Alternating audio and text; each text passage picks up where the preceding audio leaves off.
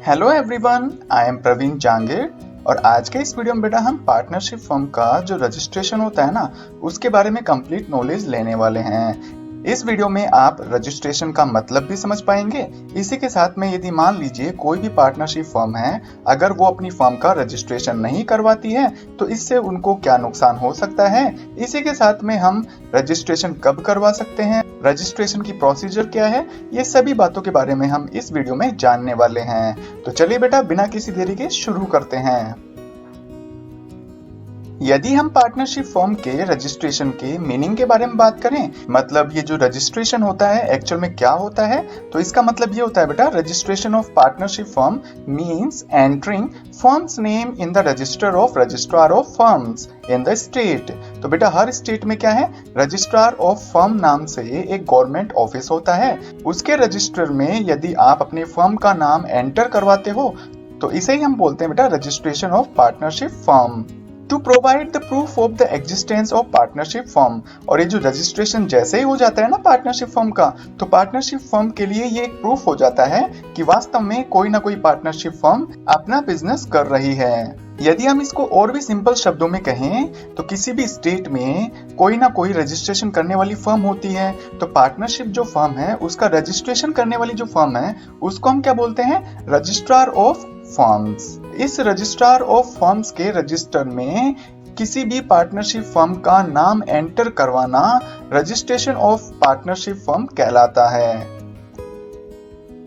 अगर हम बात करें कि कोई भी पार्टनरशिप फर्म यदि अपना रजिस्ट्रेशन नहीं करवाती है तो उसके साथ क्या हो सकता है, तो सबसे पहले बात जो हमें जाननी है वो ये है कि it is optional for a partnership firm to get registered. कोई सी भी पार्टनरशिप फर्म क्यों ना हो, कितने ही लंबे समय तक अपना बिजनेस क्यों ना करे, उसके लिए रजिस्ट्रेशन करवाना ऑप्शनल है। मतलब वो चाहे तो रजिस्ट्रेशन करवा सकता है, वरना वो नहीं भी करवाए तो भी कोई फर्क नहीं पड़ने वाला।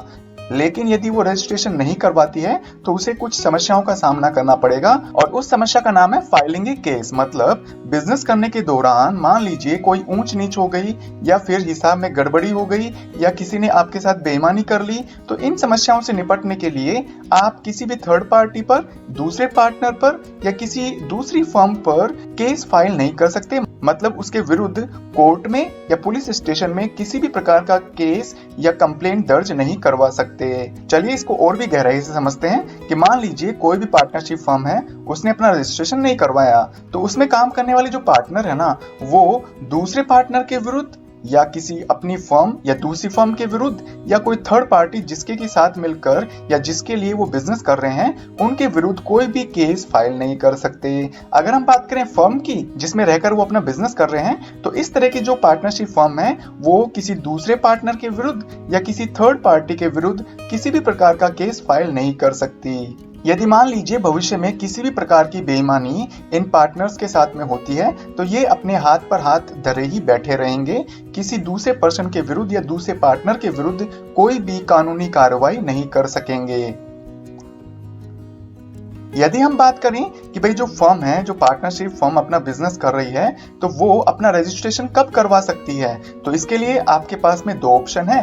पहला तो ये कि at the time of formation, जो ही आपने पार्टनरशिप बिजनेस को शुरू किया है तो उसके शुरुआती दिनों में ही आप अपनी जो पार्टनरशिप फर्म है उसका रजिस्ट्रेशन करवा सकते हैं। यदि मान लीजिए आपका बिजनेस चलते चलते 1 साल 2 महीने या 3 साल या 5 साल हो गए, तो आप इस तरह से बीच समय में भी अपनी पार्टनरशिप फर्म का रजिस्ट्रेशन करवा सकते हैं। यही बात बेटा सेकंड पॉइंट कह रहा है कि at any time during running the firm.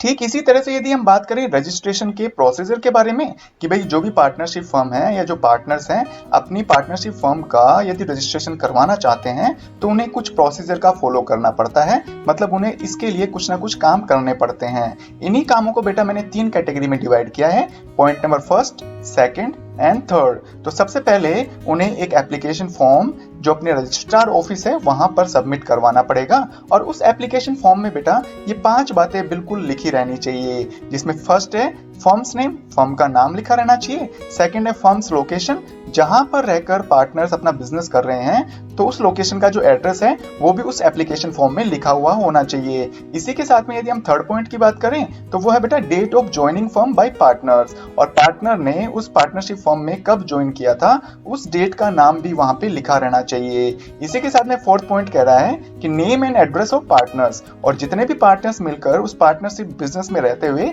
अपना बिजनेस कर रहे हैं तो उन सभी पार्टनर्स का नेम और उनका जो रेजिडेंशियल एड्रेस है वो सब उस एप्लीकेशन फॉर्म में लिखा हुआ होना चाहिए। यदि हम बात करें फिफ्थ पॉइंट की, तो वो है बेटा ड्यूरेशन ऑफ पार्टनरशिप बिजनेस। तो पार्टनरशिप में रहते हुए जो भी बिजनेस वो कर रहे हैं तो वो बिजनेस कितने समय के लिए किया जा रहा है, उस बिजनेस का ड्यूरेशन भी लिखा हुआ होना चाहिए।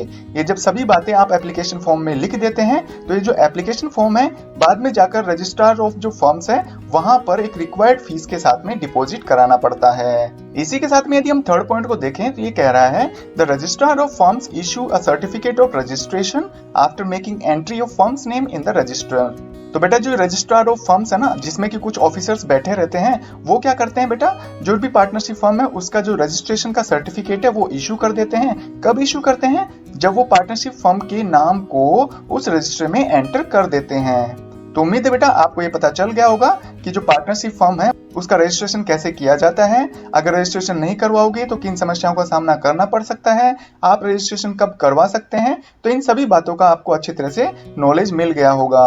यदि वीडियो पसंद आया तो बेटा लाइक करिए, अपने फ्रेंड्स में जरूर शेयर करिएगा। यदि आप चाहते हैं इसी तरह के वीडियोस आपकी स्क्रीन पर रेगुलर आते रहें तो बेटा इसके लिए आप मेरा चैनल सब्सक्राइब कर सकते हैं। थैंक यू बेटा।